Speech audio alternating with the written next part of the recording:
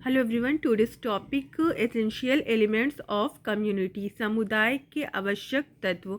आज हम पढ़ने जा रहे हैं कि हमारे जो समुदाय है, जो हमारी कम्युनिटी है, इसके एसेंशियल एलिमेंट्स क्या है। व्यक्तियों के किसी समूह को समुदाय का दर्जा देने के लिए उनमें 3 निम्न तत्वों का पाया जाना आवश्यक है। जी हाँ, जो जैसे हम सब हैं, हमारा समुदाय कैसे होगा, जैसे हमारा क्लासरूम, जैसे हम किसी पार्टी में जाते हैं, शादी ब्याह में जाते हैं, वो सब हमारा क्या होगा, समुदाय होगा। और इसी समुदाय को 3 भागों में बांटा गया है। पहला पार्ट है व्यक्तियों का समूह। जी हाँ, जहाँ पे बहुत सारे लोग इकट्ठा होते हैं उसको व्यक्तियों का समूह कहते हैं।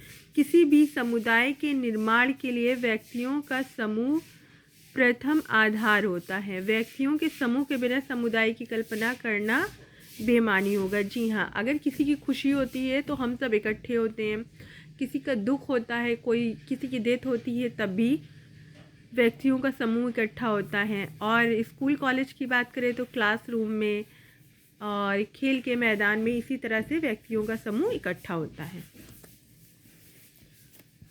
निश्चित भौगोलिक क्षेत्र। अब हम देखते हैं निश्चित भौगोलिक क्षेत्र के बारे में। समुदाय के निर्माण के लिए व्यक्तियों के समूह का निश्चित जोग्राफिकल एरिया में रहना आवश्यक है। जी हाँ, हम लोग ऐसे तो नहीं कि रोड पे रह रहे हैं या कहीं भी रह रहे हैं।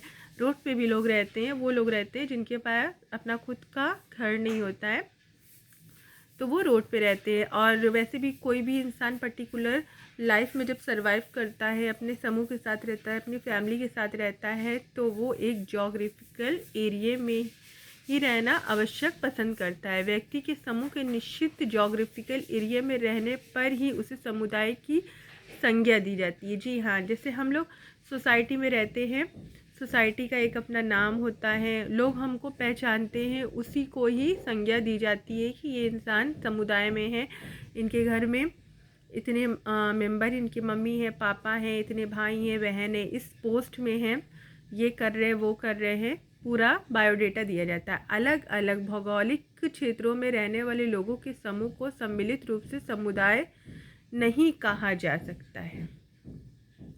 जो अलग अलग रहते हैं, अब मान लीजिए हम ही लोग अपने परिवार के हैं, आधे लोग कहीं और पढ़ रहे हैं, आधे लोग कहीं और रह रहे हैं, तो इस तरह से बताया गया है। अब थर्ड है हमें हमारी हम की भावना। इसे अपनाने की भावना के नाम से भी जाना जाता है। समुदाय के निर्माण के निश्चित भौगोलिक एरिया में रहने वाले व्यक्तियों के समूह में हम की भावना पाया जाना अति आवश्यक है। यहाँ हम की भावना का तात्पर्य एक दूसरे के सुख दुख को समझना तथा उसमें भागीदारी बनना। जी हाँ, हम की भावना होना बहुत ही आवश्यक है। हम ज़रूर नहीं कि अपनी फैमिली के साथ रहते हैं, हम कहीं भी रहते हैं, जिसके भी साथ रहते हैं, हम में हम की भावना आ जाती है और हम एक दूसरे के सुख दुख को समझते हैं।